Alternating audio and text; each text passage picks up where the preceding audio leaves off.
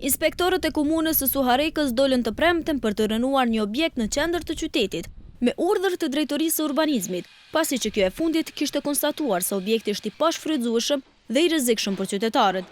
Por me dalje në vendngjarje, inspektorët hasën në pengesa nga persona që pretendojnë se janë pronar të parcelës. Zymer Elshani, njëri nga pretenduesit e kësaj toke, tha se komuna po ngutet.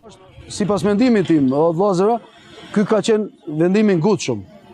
Ka mujtë për shembull Konventi Komunal të nafton neve që biseda që mos bëhet ndonjë ekses më i madh, edhe të bisedojmë në mënyrë qetë si duhet për këtë rënim që s'na kanë njoftuar fare.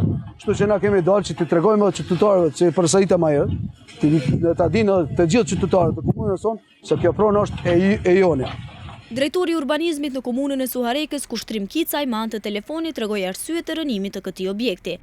Ne si drejtori kemi formuar një komision që ka konstatuar se objekti është i rrezikshëm për qytetarët e Suharekës, pasi është në gjendje të keqe dhe kemi gjetur kafshë të ngordhura dhe gjëra tjera të rrezikshme për qytetarët e Suharekës.